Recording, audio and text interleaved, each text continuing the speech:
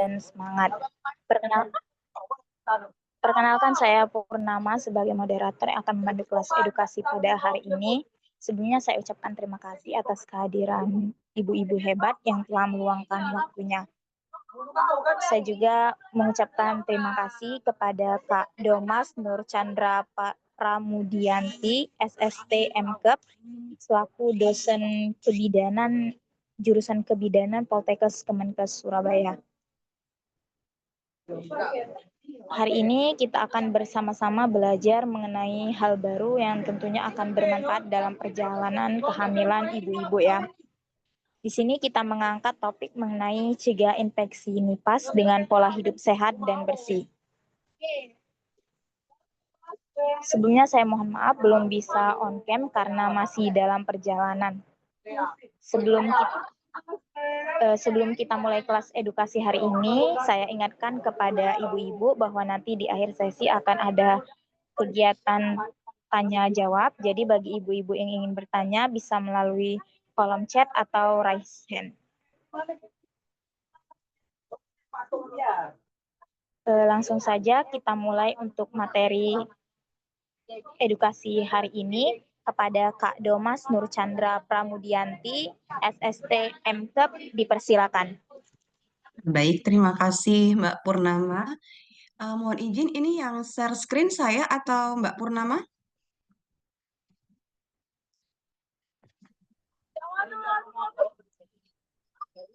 Maaf Kak, bisa diulangi? Oh ya, ini yang share screen saya atau dari tim IT? Yang share screen, PowerPoint-nya? Saya langsung aja ya. Iya Kak, boleh. Oke.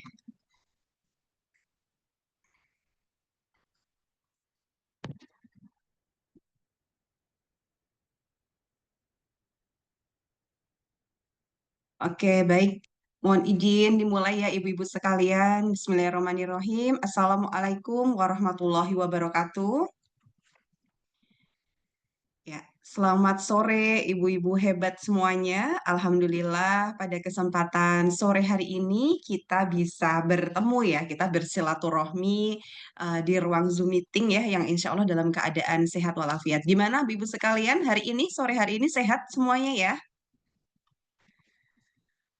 Oke, baik. Nanti mohon untuk ini ya, Bu-Ibu sekalian, untuk bisa kita sharing. Nanti akan saya sampaikan dulu beberapa informasi terkait bagaimana kita bisa mencegah infeksi nifas dengan menerapkan pola hidup sehat dan bersih. Nanti setelah itu akan ada sesi tanya jawab gitu ya, dan itu nanti lebih ke kita sharing atau mungkin ada hal-hal yang perlu kita diskusikan gitu ya. Mungkin ada yang perlu kita jadi belajar bersama-sama. Bukan berarti saya di sini yang paling pinter atau yang paling tahu, bukan, tapi kita bisa saling mengisi gitu ya. Kita bisa saling belajar. Oke, sebelumnya mungkin saya mau memperkenalkan diri terlebih dahulu. Nama saya Domas Nur Chandra Pramudianti gitu ya. Dan kebetulan saya saat ini menjadi dosen di jurusan kebidanan Poltekkes Kemenkes Surabaya di Jawa Timur, dan alamat rumah saya di Sidoarjo, jadi di Kabupaten Sidoarjo dekat dengan Surabaya. Dan mungkin apa saja ya, ya sudah berkeluarga gitu ya pastinya, dan sudah memiliki 3 orang anak gitu, dan kebetulan sudah yang gede udah kelas 6, yang nomor 2 kelas 4, yang paling kecil masih TK gitu ya. Dan di sini kita semuanya sudah mengalami fase motherhood ya, masa menjadi orang tua baru, menjadi ibu, dan pastinya di situ banyak sekali pengalaman-pengalaman yang bisa kita sharingkan gitu ya, kita bisa saling diskusikan. Ya, karena menjadi seorang ibu itu adalah anugerah yang luar biasa. Kita pasti akan menikmati proses itu, tapi tidak bisa dipungkiri bahwa proses menjadi seorang ibu itu tadi selain memang dominan gitu ya rasa senangnya, tapi di situ pasti ada rasa bingung. Kadang kita mungkin ada informasi atau pengetahuan yang kita belum tahu dan kita merasa bingung. Kemudian ada rasa cemas, ada rasa takut, overthinking gitu ya. Terus kemudian dan masih banyak perasaan-perasaan lain yang berkecamuk ya.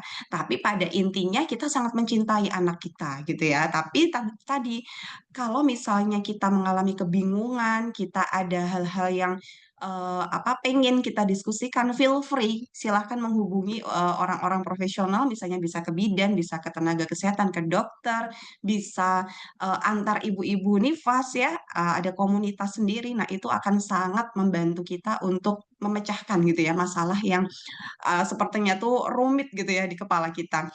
Oke, ibu-ibu sekalian, ini sore-sore ya, jam 4. Ini memang kebanyakan pasti ibu-ibu ada yang repot lagi mandiin anaknya, mandiin bayinya, lagi nyiapin makan malam, lagi santai-santai sama keluarganya. Silahkan, nggak apa-apa, tapi mungkin sambil ini ya, sambil mendengarkan edukasi dari kita, semoga nanti bisa memberikan manfaat untuk ibu-ibu sekalian. Oke, baiklah di sini tadi temanya sudah jelas ya bahwa terkait edukasi terkait pencegahan infeksi nifas dengan pola hidup bersih dan sehat. Nah, sekarang kita tahu dong apa itu masa nifas gitu ya. Masa nifas.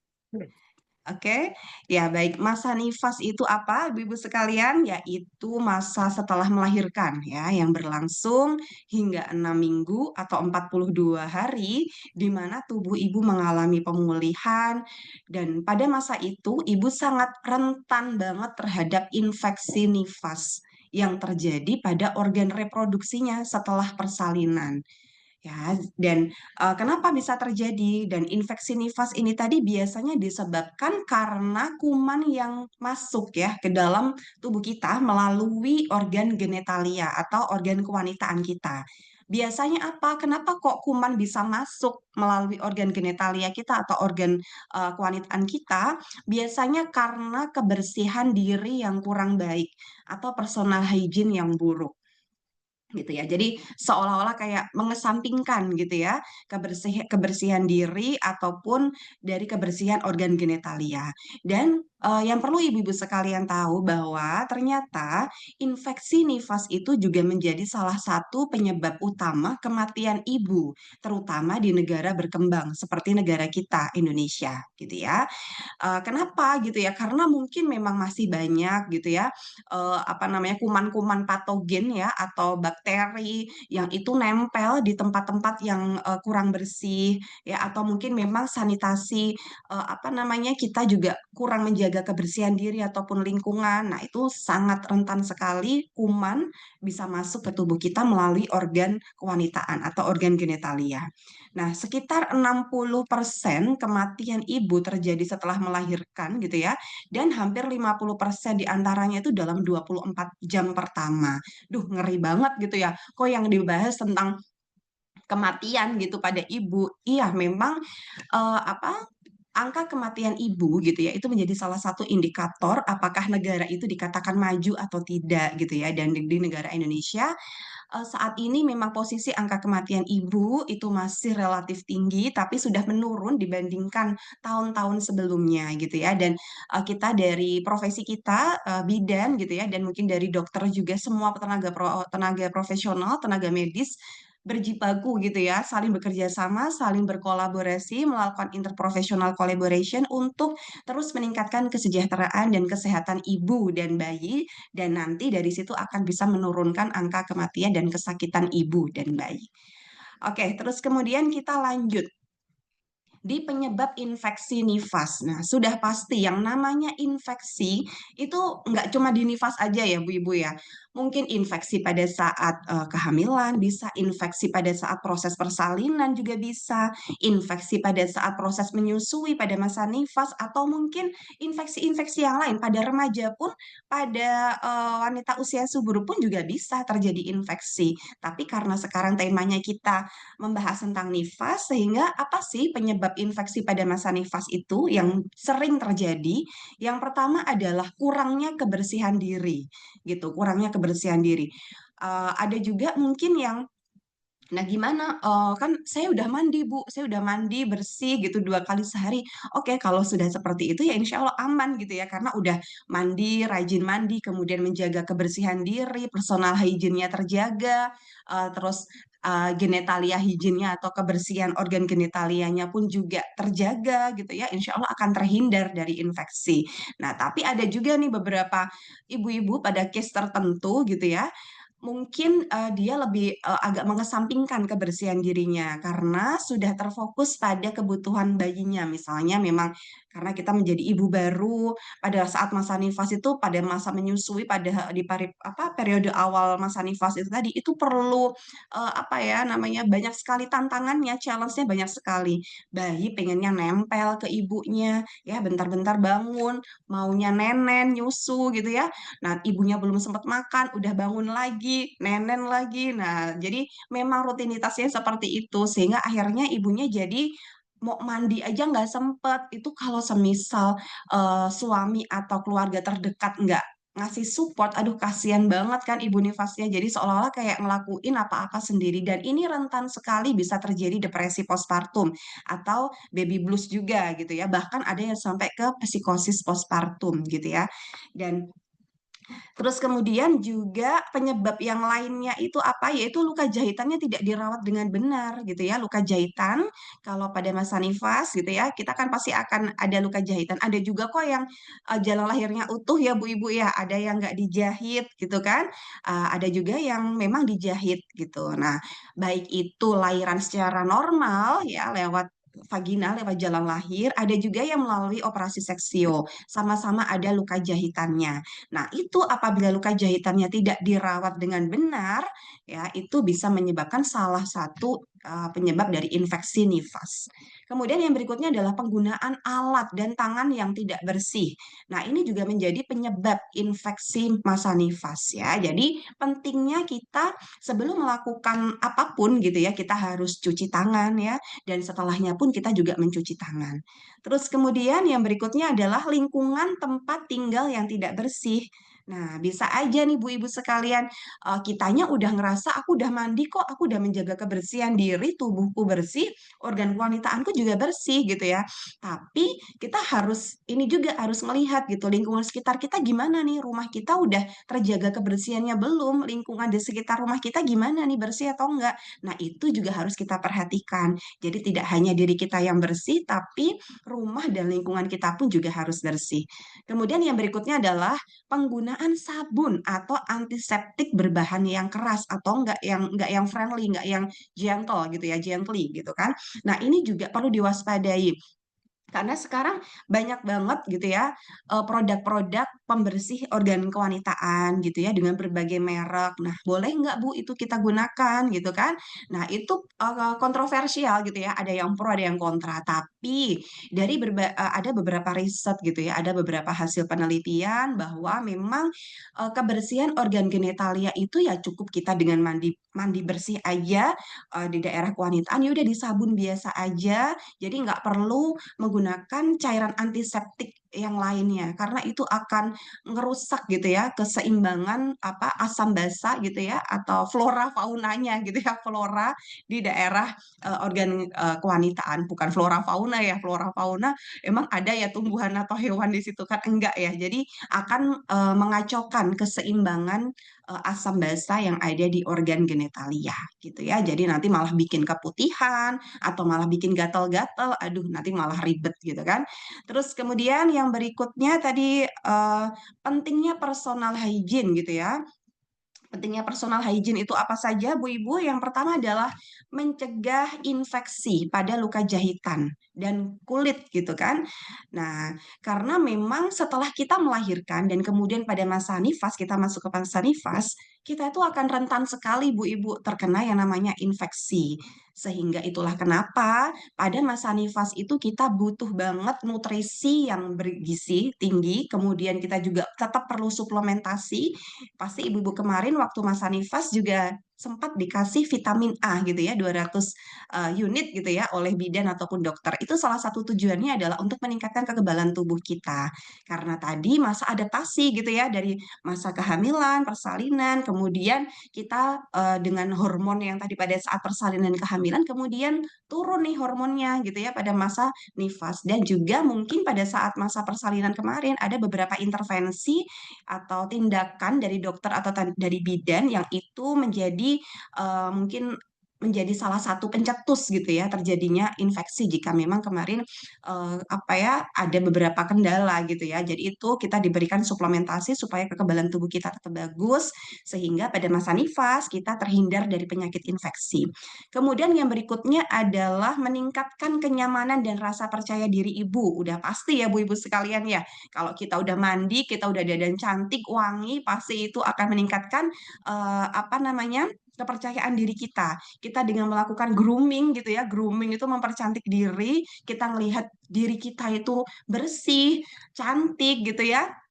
Nah, itu akan meningkatkan rasa kepercayaan diri dan percaya nggak percaya gitu ya, itu akan meningkatkan, apa ya namanya, rasa kepuasan diri, kepuasan pada diri kita sendiri dan itu menjadi salah satu, obat gitu ya untuk mencegah terjadinya baby blues gitu ya, atau depresi postpartum atau gangguan-gangguan psikologis lainnya. Jadi, itulah kenapa kita perempuan gitu ya, ibu-ibu nifas meskipun hebring setiap hari, heboh ya, heboh dalam artian kita pasti ribet banget dengan urusan, motherhood itu tadi, jangan lupa kita tetap harus tampil cantik supaya, meningkatkan rasa kepercayaan diri kita. Kemudian yang berikutnya adalah mempercepat penyembuhan luka perineum atau luka operasi. Ya, jadi kalau apa namanya, apa, dengan kita menjaga personal hygiene, maka juga itu akan mempercepat penyembuhan luka yang ada di jalan lahir, di perineum, ataupun luka pasca operasi sesar. Kemudian juga mencegah bau tidak sedap pada area kewanitaan gitu dan juga membantu ibu lebih siap merawat bayi karena tubuh merasa seger dan bersih gitu ya. Jadi jangan lupa ya Bu Ibu sekalian, meskipun kita di apa ya dengan banyak tugas banyak tugas menjadi seorang ibu gitu ya, kayaknya 24 jam kita tuh melek tuh apa ya, apa namanya, terjaga terus gitu ya buat bayi kita, apalagi tantangannya juga bagi ibu-ibu yang bekerja, harus segera bekerja. Nah, itu luar biasa sekali juga perjuangannya gitu. Jadi kita sama-sama, woman support woman gitu ya. Intinya meskipun kita heboh gitu ya dengan tanggung jawab kita sebagai seorang ibu, jangan lupa kita harus tetap menjaga dan merawat diri kita. Dengan kita mencintai diri kita, self love, maka kita akan bisa mencintai anak kita, mencintai suami kita, dan mencintai keluarga kita gitu ya. Oke, terus kemudian kita lanjut ke cara menjaga kebersihan diri ya atau PHBS ya, perilaku hidup bersih dan sehat pada masa nifas. Oke, gimana caranya Bu Ibu kebersihan tubuh bisa kita lakukan yang pertama dengan mandi minimal 2 kali sehari menggunakan air bersih dan sabun yang lembut ya, maksudnya sabun yang memang ramah untuk kulit kita karena memang kondisi kulit masing-masing wanita tuh beda-beda gitu ya. Jadi bisa memilih sabun yang cocok untuk diri kita sendiri gitu ya. Karena kalau sampai nggak cocok, akhirnya nanti kulit kita jadi iritasi gitu ya atau mungkin malah infeksi dan pasti akan kena juga di kulit sekitar organ kewanitaan kita gitu ya. Kalau sampai kena sabun yang bikin iritasi itu juga nanti apa ya efeknya nggak baik buat diri kita gitu ya. Terus kemudian yang berikutnya adalah ganti pakaian bersih setiap hari. Ya, jangan lupa setiap hari kita harus mengganti pakaian kita gitu ya. Bisa 2 kali sehari atau lebih. Oh, kalau ibu menyusui, ibu nifas udah pasti gantinya baju lebih dari 2 kali ya Bu ya. Ya, saya ingat bener juga waktu masa menyusui gitu. Kayaknya sering ganti baju karena sering kegerahan, kepanasan, sumuk gitu ya. Sumuk, sumuk itu apa ya? Kegerahan, sering keringetan. Kemudian juga selain itu nanti asinya ngerembes ya, basah gitu. Kita jadi sering ganti baju gitu ya. Nah, jadi nggak apa-apa. Silahkan kalau memang tubuh kita, badan atau apa baju kita ngerasa udah nggak nyaman, basah, bisa diganti daripada nanti basah terus kering lagi, bikin bisa menjadi pencetus gitu ya, terjadi infeksi atau ada kuman yang berkembang di situ. Oke, kemudian yang berikutnya adalah ganti alas tempat tidur dan jaga kamar tetap kering dan berventilasi baik gitu. Ya, jadi paling tidak dalam 1 minggu sekali itu kita harus ganti spray gitu ya. Atau kalau nggak 1 minggu ya bisa 1 minggu tuh 2 kali, monggo silahkan bisa dipilih gitu ya. Terkadang juga ada yang apa namanya sering ganti spray karena mungkin spraynya rembes kena ompolnya anak atau mungkin juga ada apa namanya apapun itu mungkin asinya rembes terus kena spray jadi nggak nyaman. Jadi monggo silahkan dibikin senyaman mungkin. Tapi pada prinsipnya adalah harus rutin mengganti alas tempat tidur atau spray dan kamar harus tetap kering dan berventilasi dengan baik supaya sirkulasi udara yang ada di kamar itu berjalan dengan lancar ya. Jadi pagi dibuka jendelanya, jadi udara pagi bisa masuk ke kamar kita dan itu akan mengganti udara yang kotor jadi udara yang bersih gitu ya, Bu Ibu semuanya. Oke, terus kemudian kita lanjut ke materi di perawatan luka jahitan nih, Bu Ibu sekalian. Saya sekarang mau tanya dulu nih, dari sekian ibu-ibu, apakah gimana nih? Maksudnya sekarang masih ada yang masa nifas nggak saat ini? Banyak ya ini ya. Mungkin bisa raise hand. Ada yang saat ini masih masa nifas? Ada? Oke, kalau nggak ada yang ya oke. Jadi perawatan luka jahitan, mungkin barangkali ada ibu-ibu yang sudah lewat masa nifasnya ya. Ada juga yang apa namanya mungkin masih posisinya sekarang masih hamil ya pengen ikut edukasi nih gimana nanti kalau udah lahiran supaya terhindar dari infeksi nifas itu gimana sih caranya gitu kan. Nah, perawatan luka jahitan itu yang pertama adalah cuci tangan dulu sebelum dan sesudah menyentuh luka ya. Jadi luka jahitan yang ada di perineum ya di jalan lahir atau mungkin luka jahitan yang ada di perut ya poseksio habis seksio itu kalau kita mau menyentuhnya ya harus cuci tangan dulu gitu ya sebelum dan sesudah menyentuh luka wajib cuci tangan. Wes pokoknya cuci tangan itu adalah apa namanya kunci utama untuk mencegah terjadinya infeksi apapun, tidak hanya infeksi masa nifas gitu ya. Kita mau pegang anak kita mau nyusuin anak kita sebelum dan sesudahnya harus cuci tangan gitu ya. Kita mau pumping ASI, nah harus cuci tangan dulu. Setelahnya juga cuci tangan. Jadi apapun itu kita harus awali dengan cuci tangan dan setelah itu pun juga harus cuci tangan. Kemudian yang berikutnya adalah bersihkan luka dengan air bersih atau larutan antiseptik ringan sesuai anjuran bidan atau dokter gitu ya. Jadi eh, apa luka jahitannya itu cukup dibersihkan dengan air bersih atau mungkin kita bisa menggunakan larutan antiseptik ringan ya yang itu memang direkomendasikan atau diadviskan oleh bidan kita ataupun dokter. Tapi kalau enggak ya udah nggak usah gitu ya, nggak usah dikasih apa obat-obatan macam-macam gitu ya. Kecuali kalau memang bidan atau dokter membawai kita, ngasih kita obat untuk dioleskan di luka jahitan, boleh silahkan digunakan. Tapi selama dokter atau bidan tidak memberi obat untuk dioleskan di luka jahitan, ya nggak usah dikasih apa-apa gitu ya. Cukup dibersihkan pakai air yang bersih. Ya, kalau mau pakai sabun ya udah sabun mandi itu aja gitu ya. Kalau pakai antiseptik yang lain atau mungkin sabun-sabun pembersih kewanitaan itu saya rasa juga nggak perlu gitu ya karena ya itu tadi malah justru membuat kalau pada beberapa wanita itu justru malah men-trigger terjadinya iritasi. Oke, terus kemudian keringkan dengan lembut ya, keringkan dengan lembut area ataupun lokasi bagian yang dijahit gitu ya, bisa di perineum atau di perut gitu ya, ditepuk bukan digosok gitu ya. Jadi ditepuk aja dengan mungkin bisa dengan handuk yang bersih dan kering, kain yang bersih dan kering atau tisu gitu ya, ditepuk-tepuk aja gitu ya, bukan digosok. Terus kemudian hindari penggunaan bedak dan salep tanpa petunjuk tenaga kesehatan ya. Apalagi bedak ya Bu Ibu ya, di situ nggak perlu dibedakin ya, nggak usah dibedakin ya, karena memang bedak ini bahkan untuk bayi pun sekarang sudah nggak direkomendasikan dikasih bedak loh Bu Ibu ya. Udah tahu belum ilmu yang terbaru Bu Ibu sekalian bahwa bayi itu nggak usah dikasih bedak gitu ya, bedak bayi nggak perlu gitu ya. Nah apalagi di organ kewanitaan kita di luka jahitannya nggak usah dikasih bedak gitu ya. Terus juga nggak usah dikasih salep ya. Kalau memang itu apa yang namanya ya nggak direkomendasikan oleh dokter atau bidan ya nggak usah dikasih salep-salepan gitu ya. Ingat Bu Ibu sekalian, jadi kesembuhan dari luka jahitan itu tadi itu yang paling penting itu ditentukan dari kebersihan ya, kebersihan dari organ kewanitaan kita, kemudian luka jahitannya juga bersih. Terus kemudian yang paling penting apa Bu Ibu? Nutrisi ya. Nutrisi yang bagus ya, makan makanan yang bergizi, berprotein tinggi ya, ada vitaminnya gitu ya. Pokoknya yang nutrisi seimbang itulah yang akan mendukung mempercepat proses penyembuhan luka gitu ya. Jadi kalau kita punya luka jahitan ya, jangan lupa untuk makan makanan yang tinggi protein gitu ya. Contohnya apa nih? Telur, bisa protein hewani ataupun nabati gitu ya. Hewani ya bisa dari telur, bisa dari ikan-ikan, dari daging gitu ya, dari bolehlah macam-macam atau mungkin dari protein nabati, tahu, tempe, boleh silahkan gitu ya.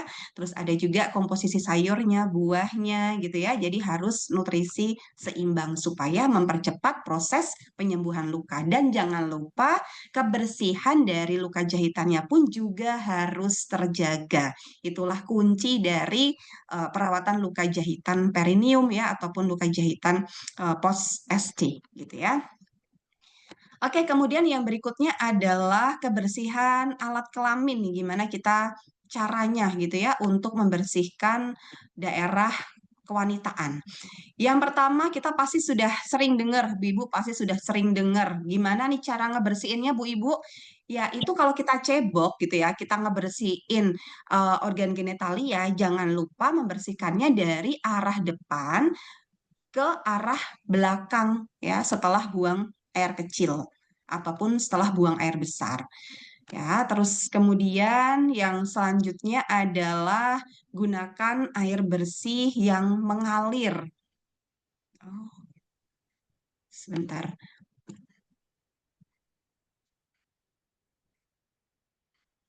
Oke, selanjutnya adalah gunakan air bersih yang mengalir ya, jangan air rendaman. Ini maksudnya gimana Bu Ibu?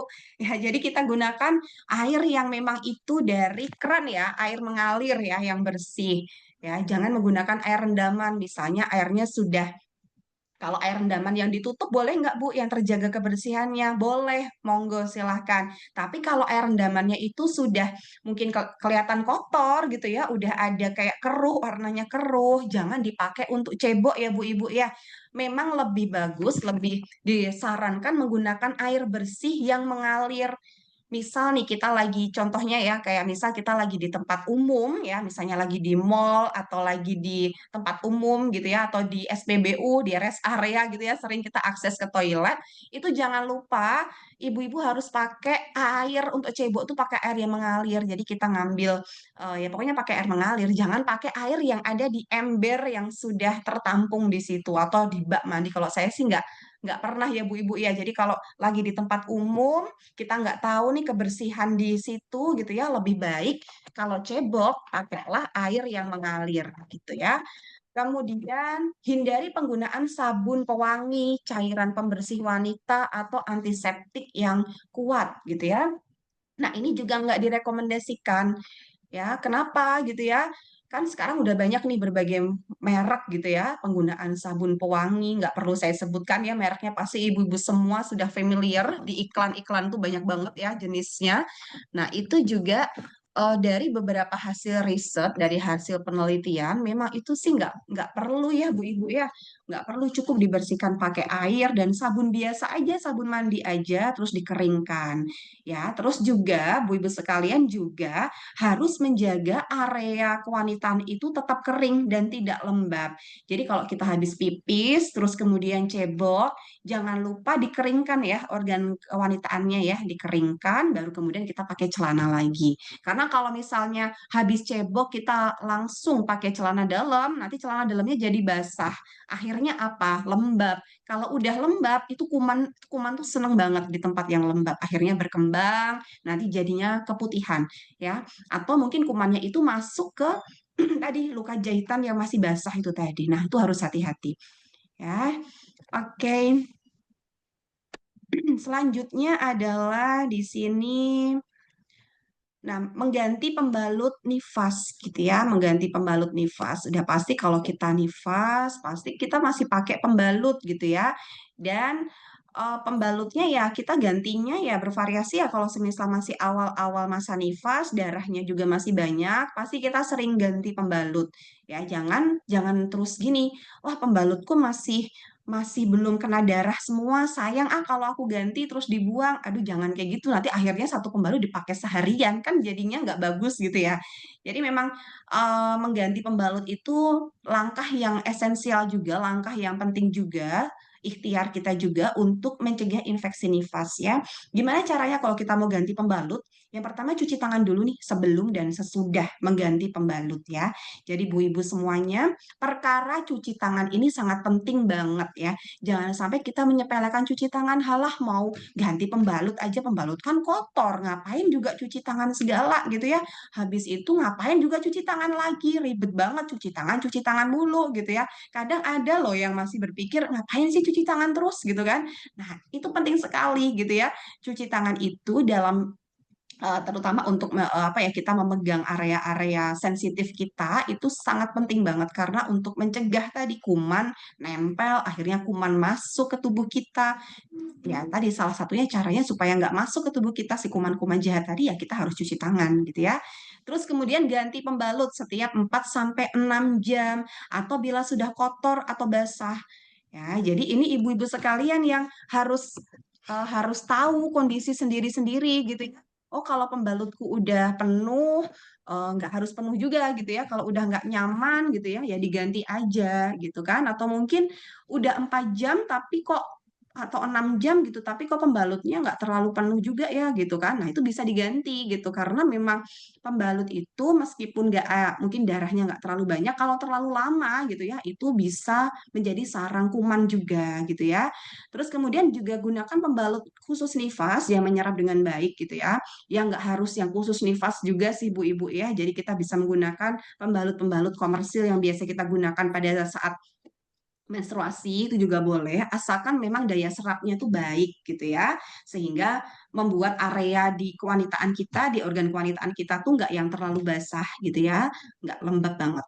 Oke, kemudian yang berikutnya adalah buang pembalut bekas dengan benar, harus dibungkus ya, dan masukkan ke tempat sampah yang tertutup ya. Ini menjadi pertanggungjawaban kita juga ya, karena pembalut yang udah dipakai itu kan udah limbah gitu ya. Nah, itu harus dibungkus, kemudian juga dimasukkan ke tempat sampah yang tertutup.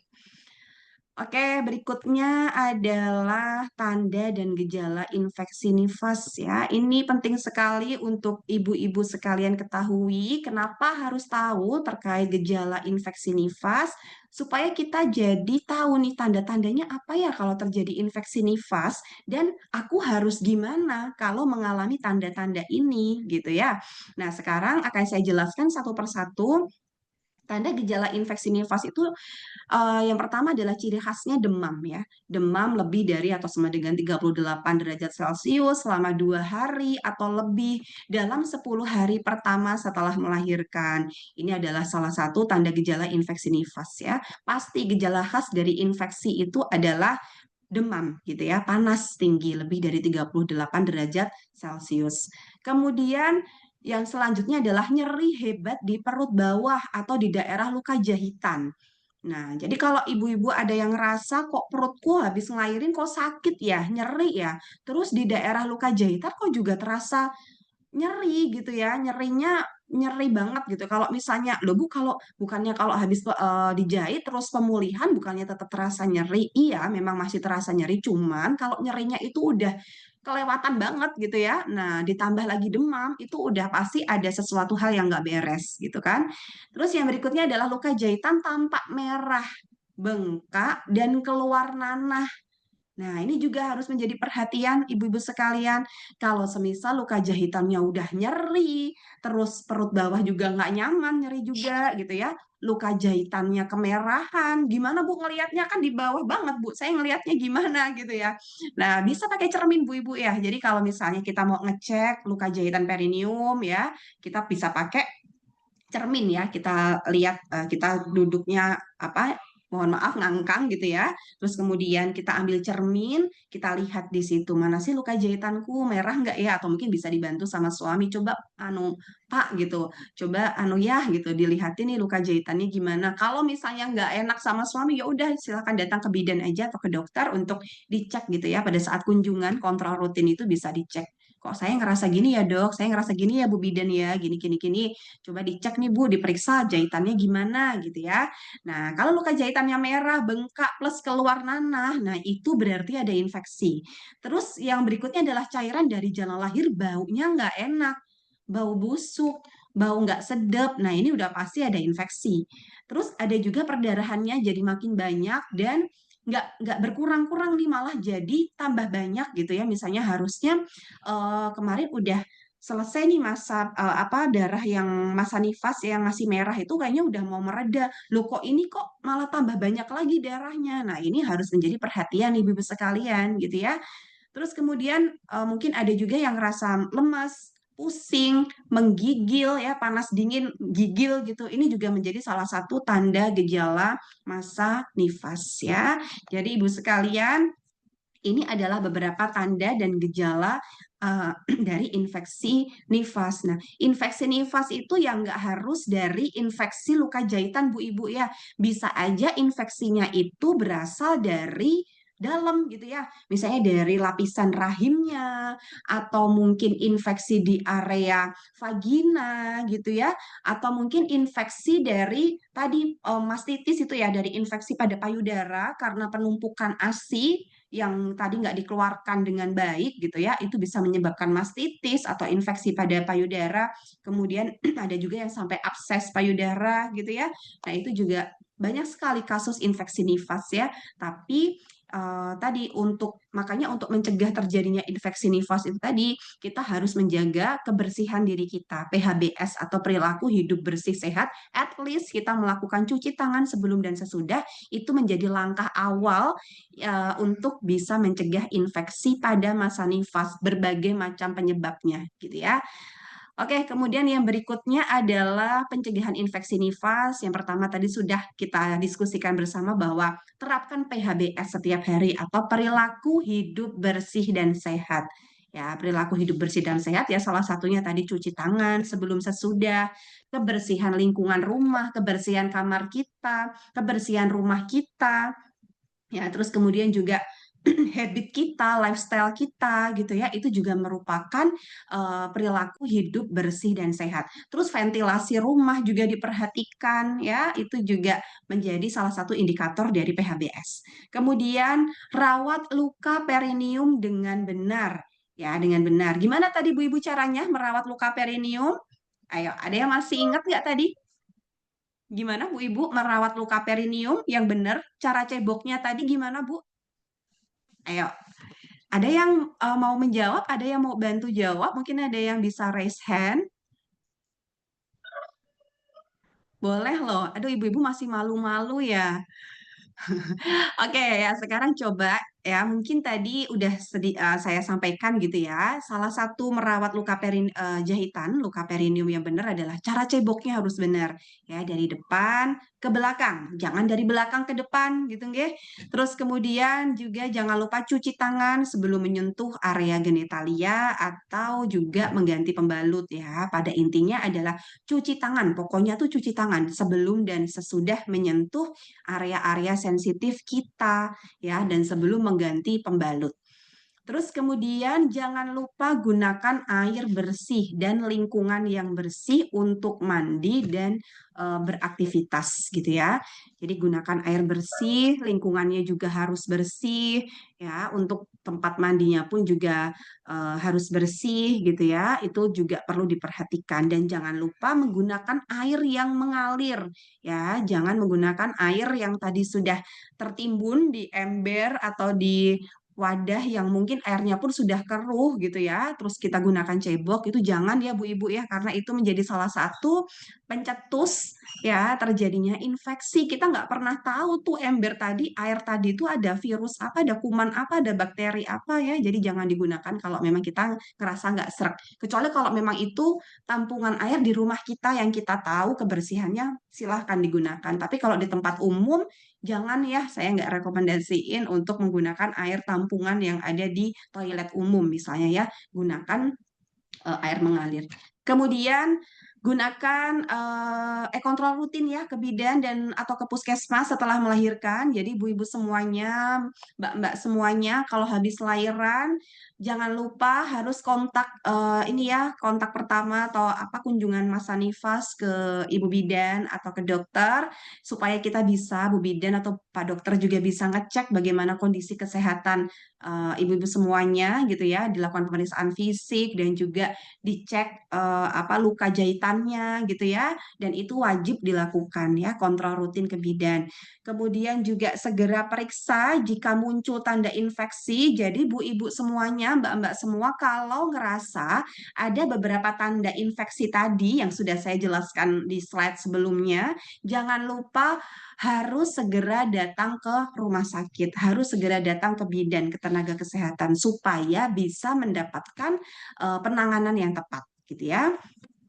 Terus kemudian yang berikutnya adalah edukasi tentang personal hygiene ya, sudah perlu diberikan sejak masa kehamilan, terutama pada trimester 3. Itulah kenapa Bu Ibu sekalian, Mbak-mbak semua ketika masa kehamilan pun akan meningkatkan pengetahuan gitu ya dengan ikut kelas ibu hamil, join di antenatal kelas ya atau kelas ibu hamil tadi atau mungkin join di grup-grup komunitas yang lain yang itu memang isinya ibu-ibu hamil sama-sama ibu hamil yang di situ juga ada fasilitatornya, ada bidannya yang bisa memberikan informasi yang benar gitu ya sehingga ibu-ibu sekalian pada masa kehamilan pun informasi yang didapat sudah pada pinter-pinter nih pengetahuannya sudah bagus-bagus sehingga ketika melahirkan ketika masa nifas udah nggak ada drama-drama bingung atau mungkin apa ya aku harus ngelakuin apa ya aku nggak tahu, jangan sampai terjadi seperti itu. Jadi kita harus sudah empower atau memintarkan diri kita sebelum kita melahirkan gitu ya. Itulah kenapa pentingnya kita mengikuti edukasi kesehatan.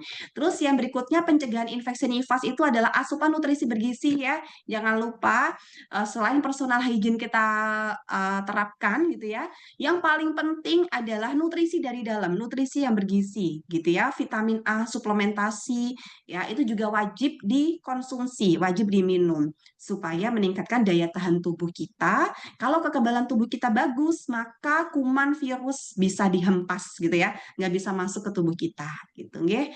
Terus kemudian kemarin ketika ibu-ibu habis melahirkan, ketika masa nifas, pastinya udah diberi sama, ini ya udah dikasih sama bidannya atau dokternya, vitamin A dosis tinggi ya, 200 intraunit. Ini juga penting sekali untuk kita konsumsi ya, ibu-ibu nifas konsumsi karena memang ini akan meningkatkan kekebalan tubuh dan juga vitamin A ini tadi akan masuk ke ASI ya. Dari situ nanti dedek bayinya ketika nyusu gitu ya, ketika menyusu otomatis juga akan mendapatkan ASI dari ibunya yang mengandung vitamin A gitu ya. Nah, vitamin A yang tadi apa ke bayi gitu ya melalui ASI itu juga akan meningkatkan kekebalan tubuh bayi kita, kemudian juga akan menyehatkan mata bayi dan lain sebagainya gitu ya. Jadi jangan lupa ibu menyusui, ibu-ibu nifas harus meningkatkan nutrisinya gitu ya, harus mengkonsumsi makan-makanan yang bergizi tinggi. Makanan bergizi tinggi itu nggak harus mahal. Banyak sekali makan makanan yang bergizi tinggi yang itu masih affordable, masih terjangkau gitu ya. Bisa bikin sayur bening kelor, ada wortelnya enak ya. Terus tempe gitu, tahu gitu, boleh silahkan. Ada ayam, monggo, ada daging, silahkan gitu ya. Jangan makannya seblak gitu ya, tiap hari makan seblak atau mungkin pengennya makan yang apa Bu Ibu ya manis-manis, pengennya makan makanan yang junk food gitu ya, jangan setiap hari makan seperti itu. Kalau sekali-kali boleh silahkan ya, tapi kalau sering itu nggak bagus juga. Jadi harus menggunakan prinsip tadi, makanan yang bergizi tinggi dengan menu gizi seimbang. Ada karbohidratnya, sumber energinya, ada vitaminnya dari sayur-sayuran, dari buah-buahan, ada proteinnya, ada protein hewani nabati gitu ya, dibanyakin proteinnya ya Bu Ibu ya kalau masih masa nifas.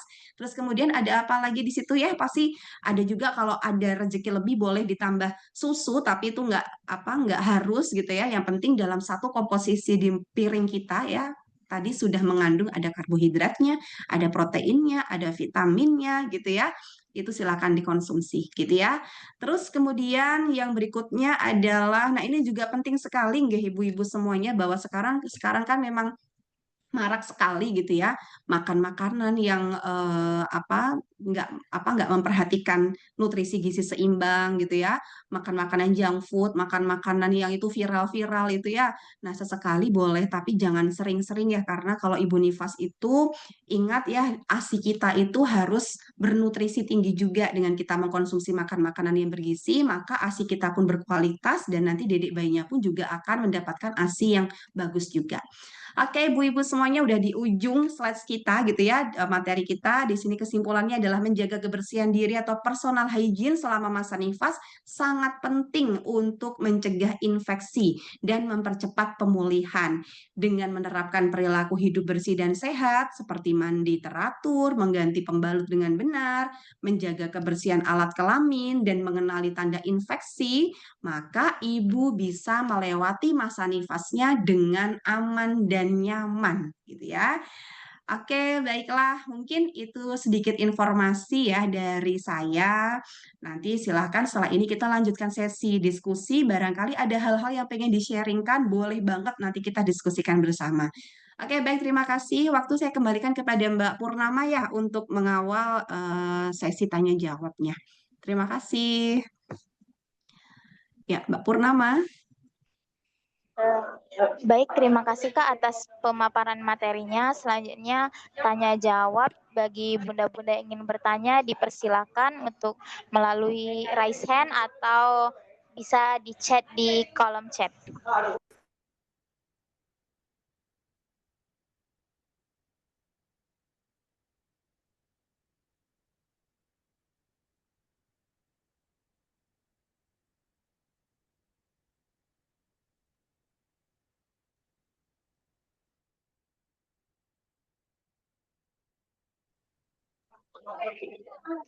Baik, sekali lagi kepada bunda-bunda yang ingin bertanya dipersilakan.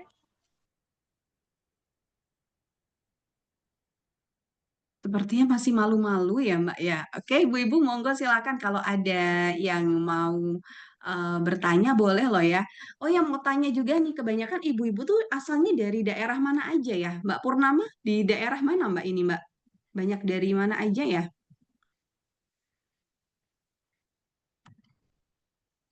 Halo?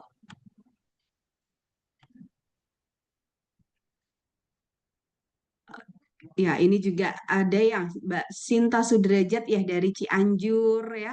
Jadi ada yang dari kebanyakan dari Jawa Barat ya. Oh, ada yang dari Jogja ya, Mbak Aina ya, Aisyah. Oke, waduh, tetanggaan kita ya. Saya juga aslinya, oh ada yang Nganjuk ya, Mbak Viola. Aduh, ya ada yang dari Tuban, Masya Allah. Ya, kebetulan saya aslinya dari Klaten ya, Jawa Tengah ya. Meskipun sekarang domisilinya di Sidoarjo, di Surabaya, tapi aslinya dari Klaten ya. Jadi saya tetanggaan nih, deketan nih sama Mbak Aina ya dari Jogja. Nganjuk, ya tadi ada yang dari Tuban, aduh dari Jawa Timur juga nih ya. Oke, boleh loh, ayo sharing-sharing ini juga. Kayaknya ada beberapa mahasiswa saya juga ya.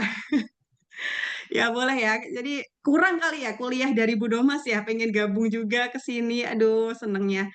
Ya ada juga mungkin mbak-mbak juga yang masih, ada yang mahasiswa, ada juga ibu-ibu nifas juga mungkin ya, ada yang masih hamil juga, atau mungkin ada ibu-ibu yang mau merencanakan kehamilan. Wah, ayo kita sharing-sharing, boleh silahkan.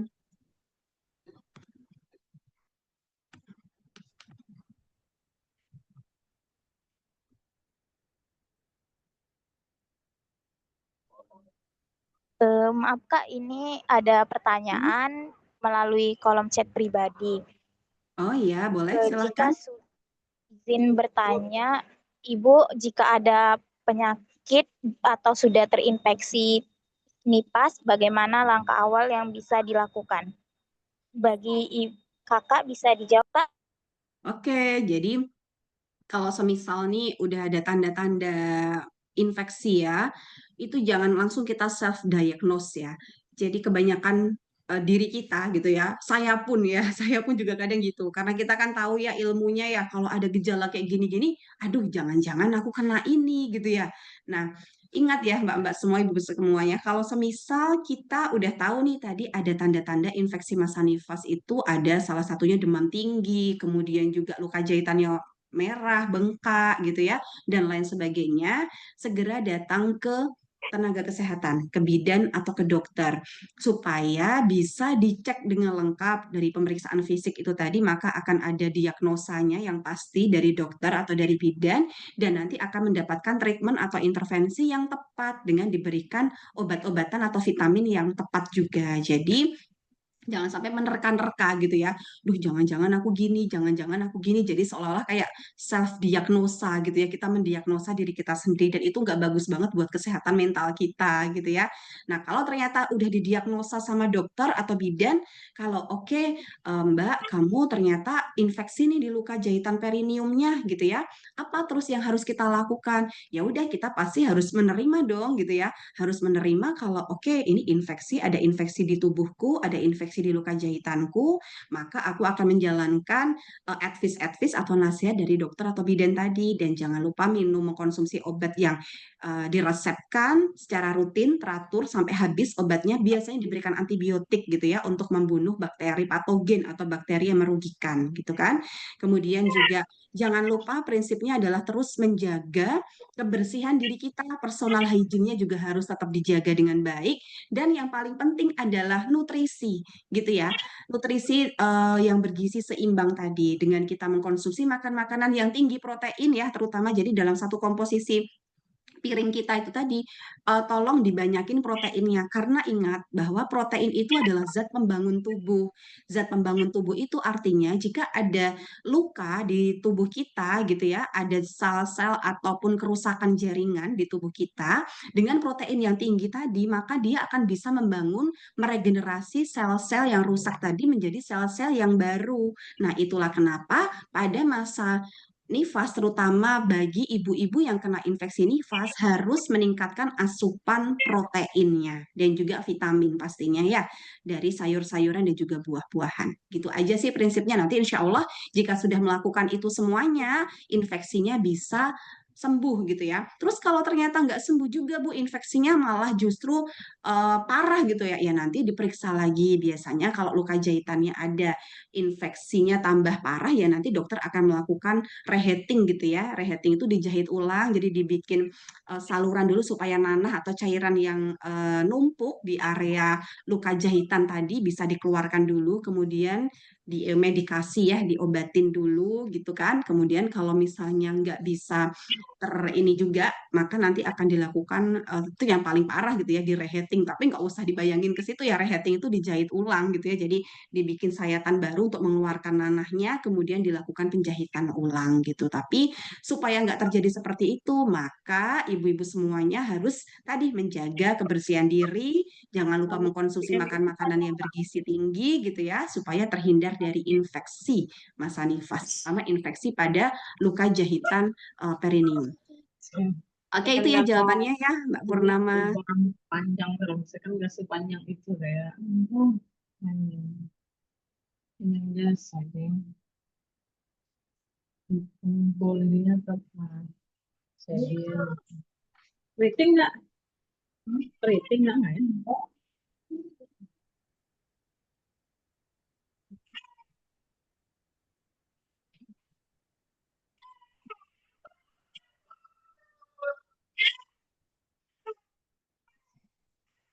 Oke, ada pertanyaan lagi nih ya dari Mbak Reana. Mbak Reana ya dari Tuban ya tadi Baik, ya. terima kasih Kak Oke, atas Mbak Purnama, Bu. jawabannya. Selanjutnya Ya. ada pertanyaan dari Reyana.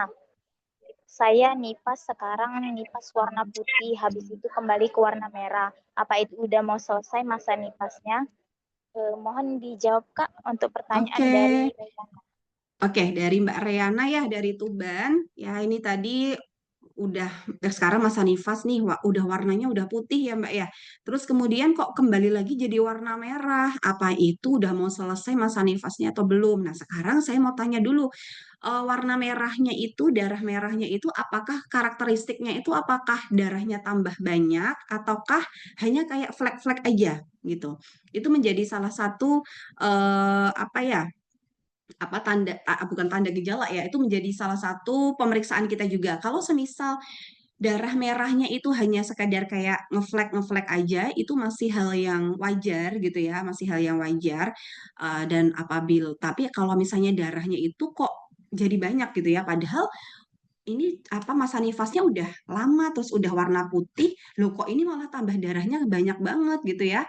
Nah, ini menjadi perhatian gitu, khawatirnya ada perdarahan namanya perdarahan pada masa nifas gitu ya. Bisa aja mungkin masih ada sisa jaringan yang ada di rahim yang itu bisa terjadi perdarahan ya. Tapi kalau darahnya yang keluar, darah merahnya itu yang keluar cuman ngeflek aja, dikit aja gitu ya, terus besoknya udah hilang gitu ya, itu nggak apa-apa gitu ya. Karena memang pengalaman saya sendiri gitu ya, karena memang masing-masing wanita tuh unik ya Mbak ya.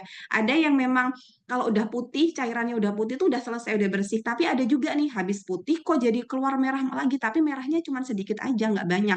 Itu juga nggak apa-apa, asalkan tidak ada tanda-tanda bahaya yang lainnya gitu ya. Contoh nih saya sendiri dulu ketika masa nifas juga sempat kayak gitu. Jadi udah putih gitu ya, udah putih darahnya atau lohea alba gitu ya, tapi kok ternyata keluar lagi nih darah merah saya gitu, tapi darah merahnya tuh nggak terlalu banyak.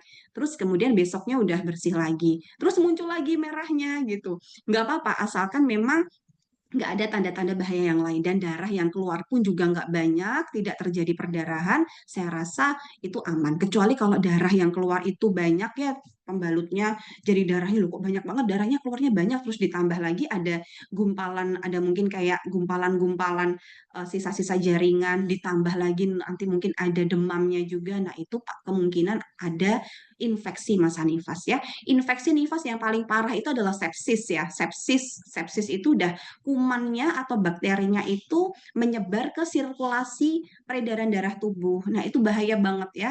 Sepsis itu menjadi salah satu penyebab kematian ibu yang ada di Indonesia gitu ya. Itu infeksi yang udah parah gitu ya. Yang tadi sepsis itu ibaratnya kayak infeksinya udah nyebar ke seluruh peredaran darah. Nah, itu penyebabnya asal muasalnya dari mana? Ya mungkin dari tadi dari infeksi pada luka jahitan yang nggak ditata laksana dengan baik atau infeksi pada organ kewanitaan, organ reproduksi bisa di rahim ya atau di lapisan rahimnya nggak ditata laksana dengan baik, nah bisa menyebabkan sepsis. Tapi selama kita tahu oh ada tanda bahaya dan kita periksa ke dokter atau ke bidan, itu merupakan langkah yang wajib kita lakukan supaya segera mendapatkan tata laksana yang tepat gitu ya. Gitu ya Mbak Rayana ya, kalau darahnya yang keluar nggak banyak aman aja gitu ya. Tapi kalau darahnya cuman apa darahnya kok ternyata banyak keluar ya harus periksa ke dokter atau ke bidan ya. Terus kemudian Mbak Purnama nih ada pertanyaan lagi ya.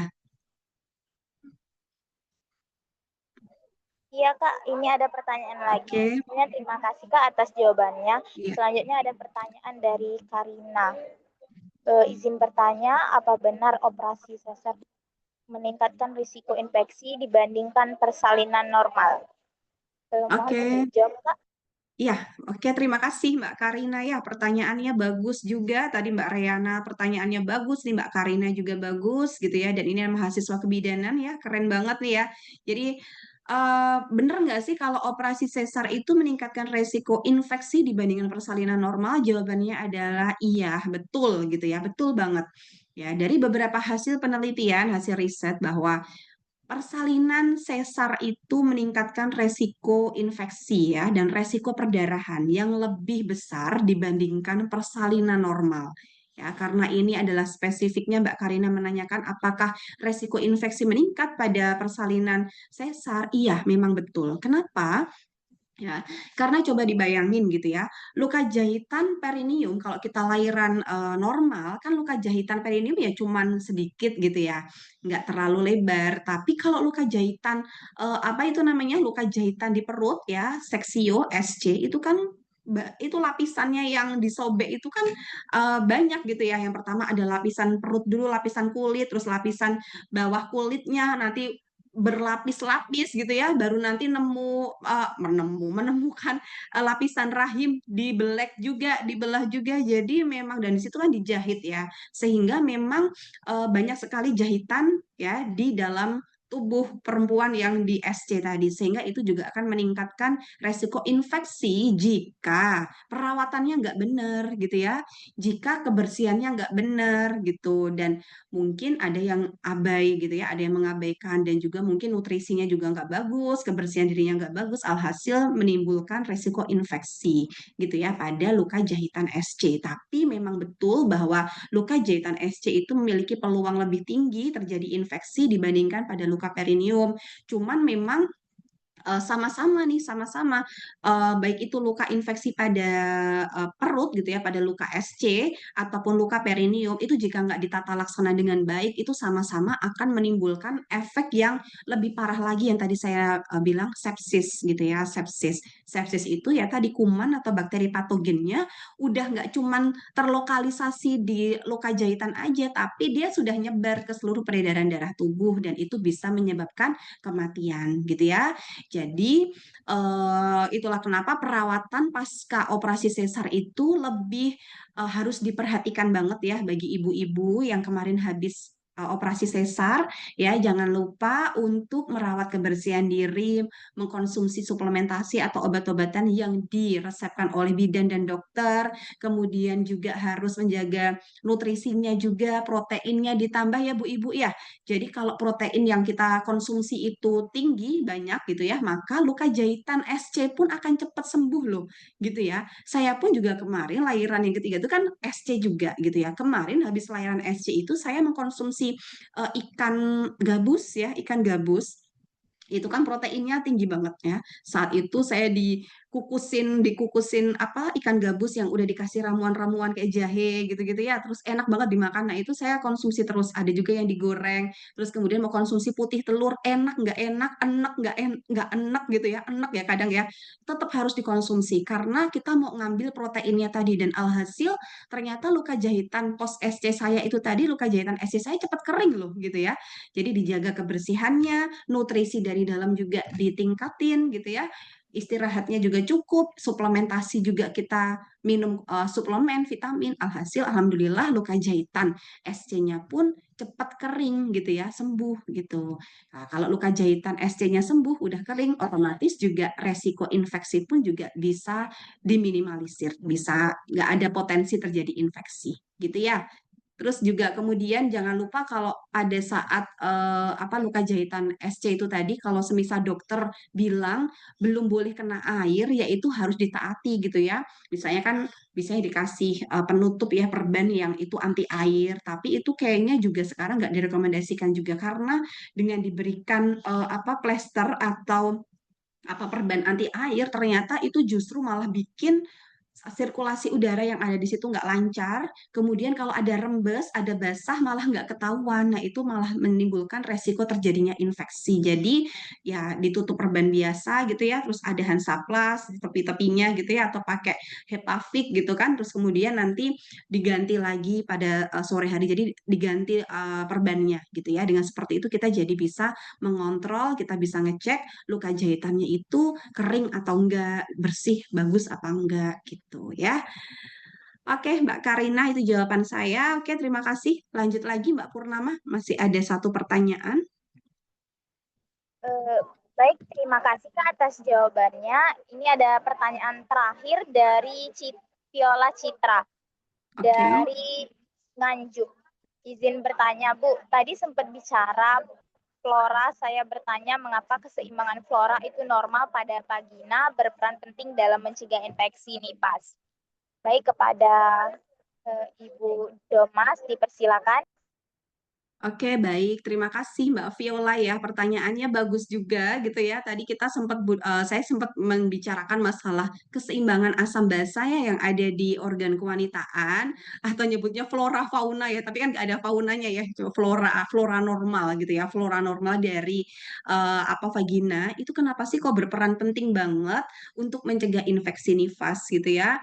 Infeksi luka jahitan ya lebih spesifiknya gitu. Kalau infeksi nifas itu kan penyebabnya macam-macam ya Mbak Viola Viola ya dan ibu-ibu sekalian, bisa dari mungkin infeksi pada payudaranya, bisa dari apa namanya apa lapisan rahim gitu ya, organ reproduksi bagian dalam gitu, bisa dari luka jahitan perineum, luka jahitan pos SC gitu ya. Kalau luka jahitan SC kan itu kan ya luka-luka jahitannya kan di perut gitu ya. Tapi pada prinsipnya eh, flora keseimbangan asam basa dan yang ada di vagina itu harus dipertahankan tetap normal.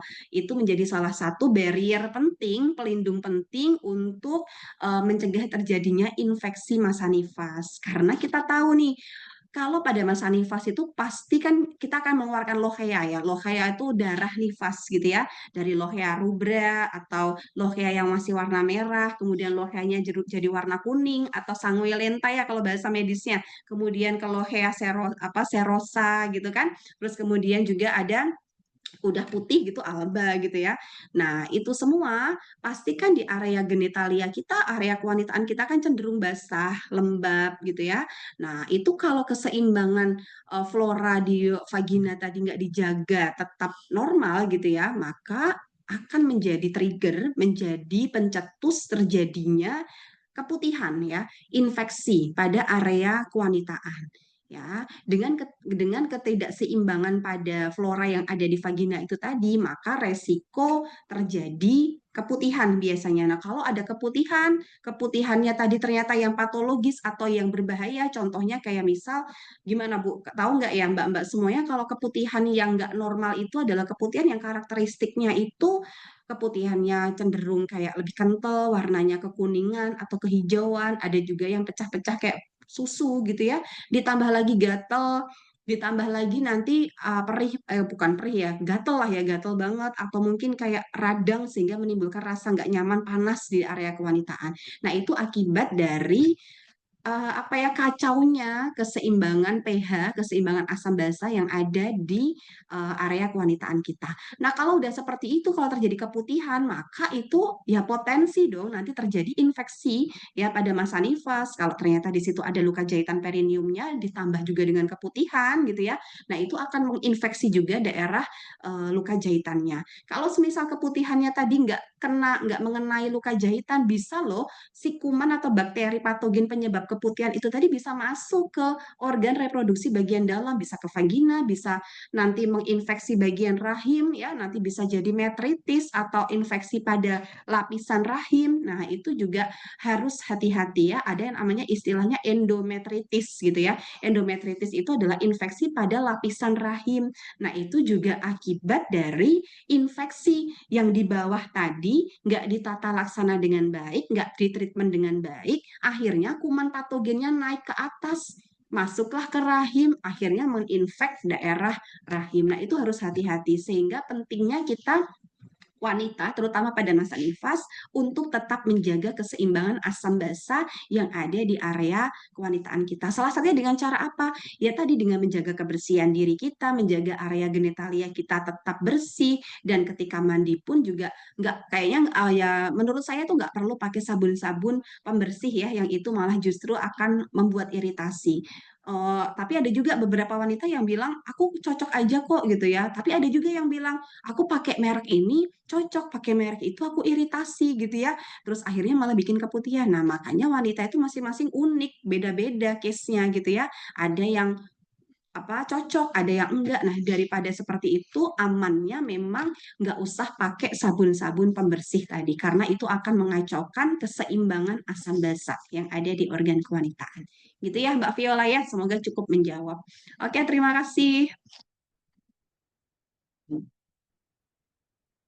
Ya, Mbak Purnama, sudah cukup. Apakah ada yang lain mungkin yang mau sharing lagi atau mau bertanya? Monggo, silahkan.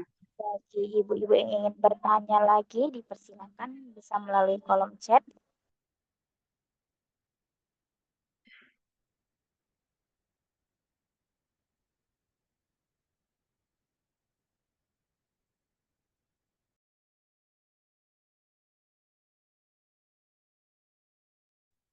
Baik, jika tidak ada bisa kita tutup. Eh, Alhamdulillah kelas edukasi hari ini telah dilaksanakan dan berjalan dengan lancar.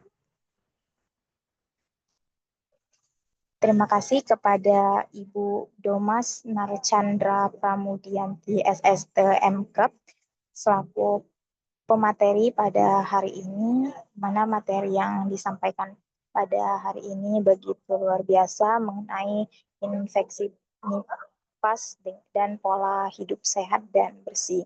Semoga setelah mendapatkan materi ini, ibu-ibu bisa lebih siap dalam menyambut buah hati dan mempersiapkan diri setelah melahirkan.